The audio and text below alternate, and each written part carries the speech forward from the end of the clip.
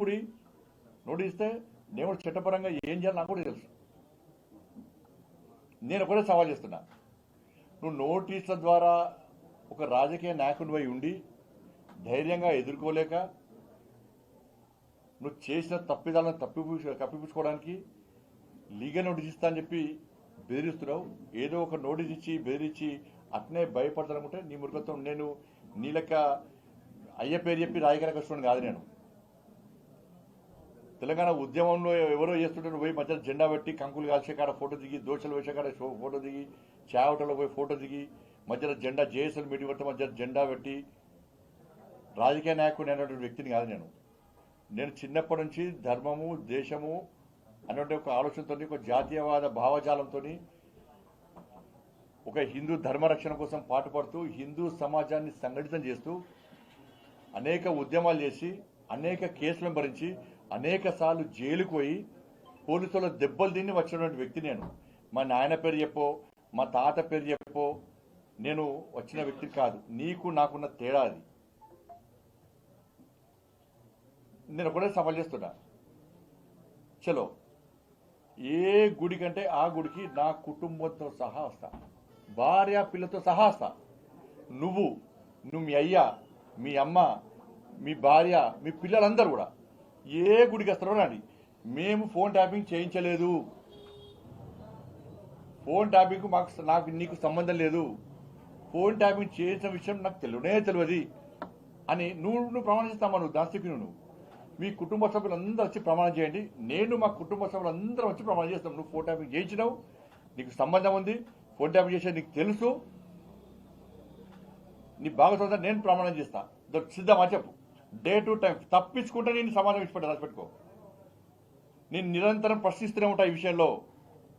ఏ టెంపుల్కి వస్తావు, నీకు మా టెంపుల్ మీద నమ్మకం లేకుంటే మసీద్ అంటావా చర్చ్ అంటావా నీ ఇష్టం.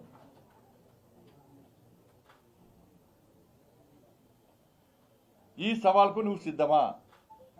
నేను రెడీ. మా భార్య పిల్లతో సహా కుటుంబ సభ్యులు అందరం వస్తాం, మేము ప్రమాణం చేస్తాం. తడి బట్టలతో కూడా ప్రమాణం చేయడానికి సిద్ధం. నువ్వు రెడీయా చెప్పు. నువ్వు మీ కుటుంబ సభ్యులు మీ నాయనతో కూడా మాట్లాడు. ఒక్కరోజు ఫ్యామిలీకి బయట రమ్మను. మా కుటుంబానికి సంబంధం లేదు, ఫోన్ ట్యాపింగ్ విషయం మాకు తెలియదు. అసలు నేను ఒకటే చెప్తున్నా, ఇది సిద్ధమా చెప్పు. బీఆర్ఎస్ పార్టీల మాజీ ఎమ్మెల్యేలు కానీ మాజీ మంత్రులు కానీ ఎవరికైనా కానీ కొంచెమన్నా మీకు రోషం ఉంటే అసలు ఆ పార్టీ ఇచ్చిపెట్టి బయట రావడం. మీరు మీ అందరి ఫోన్ ట్యాప్ చేసాడు. ఆ లిస్టు పోయి చెప్తే లిస్టు చూస్తే తెలుస్తుంది. బీఆర్ఎస్ పార్టీ ఎమ్మెల్యేల ఫోన్లన్నీ ట్యాప్ చేసాడు.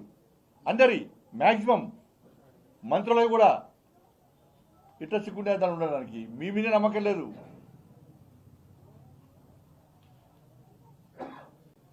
నీ కూడా పంపిస్తా అది పంపిస్తా అని చెప్పి ఇవాళ నా ముందట మాట్లాడితే, కాబట్టి అంతా కూడా ఇదంతా అండర్స్టాండింగ్ పాలిటిక్స్ బీఆర్ఎస్ కాంగ్రెస్. ఇవాళ కాళేశ్వరం విషయంలో అసెంబ్లీ ఏర్పాటు చేస్తామంటే ఏం అవసరం అంటున్నా. గతంలో కేంద్ర ప్రభుత్వం విజిలెన్స్ రిపోర్ట్ ఇచ్చింది. మీ మంత్రులందరూ గాయి వేలాడికి పోయి తప్పు జరిగింది, కేసీఆర్ అవినీతి పాల్పడ్డాడని చెప్పారు. దానికి మళ్ళా కమిషన్ వేసారు. కమిషన్ నివేదిక ఇచ్చింది. మీ క్యాబినెట్ మీటింగ్ పెట్టుకున్నారు, దానిలో చర్చించినాక చర్యలు తీసుకోవాలి. మన అసెంబ్లీ ఏంది? మరి విద్యుత్ కొనుగోలు విషయంలో కమిషన్ రిపోర్ట్ ఇచ్చింది, మరి దాని విషయంలో ఎందుకు అసెంబ్లీ పెట్టలే మీరు? ఆ రిపోర్ట్ ఏమైంది, రిపోర్ట్ ఏమొచ్చిందో ప్రజలకు చెప్పిరా మీరేమన్నా? దాని మీద చర్చ ఎందుకు జరగలేదు? అయిపోయా, ఢిల్లీ వైపు అసలు ఉంటున్నాయి. విద్యుత్ కొనుగోళ్ల విషయంలో, విద్యుత్ సంబంధించి ఆ స్కామ్ విషయంలో ఇచ్చిన కమిషన్ రిపోర్ట్ ఏమైంది? అసెంబ్లీలో చర్చ ఎందుకు జరుగుతలేదు దాని మీద?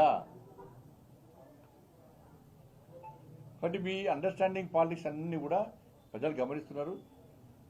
దాన్ని పక్కా ప్రజలు తిరగబడతారు, ఎదుర్కొంటారు విషయాన్ని గుర్తుంచుకోవాలి. అంటే ప్రభుత్వ అవసరాల కోసమే ఫోన్ ట్యాపింగ్ జరగచ్చు, మరి ఏం సంబంధం అని గతంలో కేసీఆర్ నాడు తాజా మాట కేటీఆర్ అంటున్నారు. రాధాకిషన్ రావు దేనికోసం స్టేట్మెంట్ ఇచ్చారు? రాధాకిషన్ రావు నిన్న సిట్ అధికారులు పిలిచారు. నా దగ్గర ఆధారం వాళ్ళకి ఇచ్చిన, నాకు కూడా సమాచారం వాళ్ళకి ఇచ్చిన, వాళ్ళు మొత్తం క్లియర్గా చూపెట్టారు. క్లియర్ చూపెట్టారు. దాని హార్డ్ డిస్క్లు ఏవైతున్నాయో వాటిని ధ్వంసం చేశారు. నేను మళ్ళీ చెప్తున్నా క్లారిటీ ఒక 3 విషయాలు మీకు చెప్పదలుచుకున్నాను. ఎందుకంటే వీళ్ళు ఏం చేసిండ్రు అనేది. నెంబర్ 1 అంటే సిట్టుకు విచారణ చేసే అవకాశం అధికారం లేదు, అంటే పిలిచే అధికారం లేదు, అందరు పిలిచే అధికారం లేదు. కానీ సిట్టు అధికారులు మాత్రం నిజాయితీపరులు. ఇప్పుడు సిట్టు విచారణ చేస్తున్నటువంటి అధికారులు నిజాయితీపరులు. వాళ్ళ మీద మాకు ఎలాంటి అనుమానాలు లేవు. కానీ వాళ్ళ పరిమితి తక్కువ ఉన్నది. ఇప్పుడు కేంద్ర హోంశాఖ కొన్ని ఆదేశాలు జారీ చేసింది. దేశవ్యాప్తంగా ఎవరైతే ఫోన్ ట్యాపింగ్ చేస్తారో ఆ చేసినటువంటి పేరును పంపమంటే వీళ్ళు మావోయిస్టు పేరు సిబ్బంది చేస్తారు. మా పేరు పంపారు, నా పేరు పంపారు. దానిలో ముఖ్యమంత్రి గారి పేరు ఉన్నది, హరీష్ రావు పేరు ఉన్నది, ఎమ్మెల్యే పేరు అందరూ ఉన్నాయి. వీళ్ళందరూ పేర్లు పంపారు. వాళ్ళు ఒక ప్రశ్న వాళ్ళు ఒక క్వశ్చన్ రైజ్ చేసిన వాళ్ళు, ఈ ప్రభాకర్ రావు ఎవరు అని అడిగారు. ప్రభాకర్ రావు పదవి విరమణ పొందిన వ్యక్తి. కానీ రాష్ట్ర ప్రభుత్వం అప్పటి ప్రభుత్వం ఏం చేసింది, ప్రభాకర్ రావు ఐజీ అని పంపింది. అంటే కేంద్ర హోంశాఖను తప్పుదారి పట్టించింది, ఐజీ అని పంపింది. ఒకటి, కేంద్ర హోంశాఖ ఆదేశాలు ఏం జారీ చేసింది, దేశవ్యాప్తంగా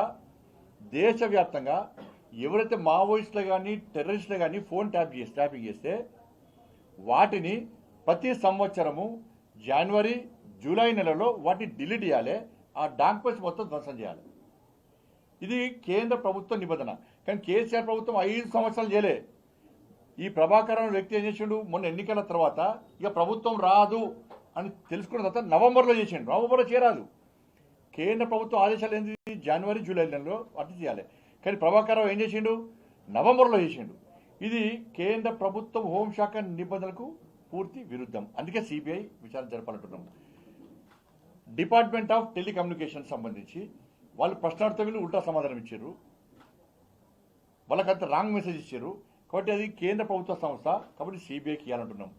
ప్లస్ హైకోర్టు జడ్జిదే ఫోన్ ట్యాప్ చేసిందని చెప్పి సమాచారం ఉంది, రిపోర్ట్ వచ్చింది. దాని మీద జడ్జిని పిలిచి విచారణ చేసే అధికారం సిట్టికి లేదు. కేంద్ర హోంశాఖ కార్యాలయం పిలిచే అధికారం వీళ్ళకి లేదు.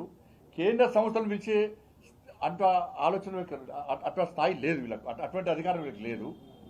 ముఖ్యమంత్రి గారు ఫోన్ ట్యాప్ చేశారు, ఆయన పిలిచి వీళ్ళు విచారణ చేస్తారా? ఇంత నోటీస్ కూడా ఇవ్వలే.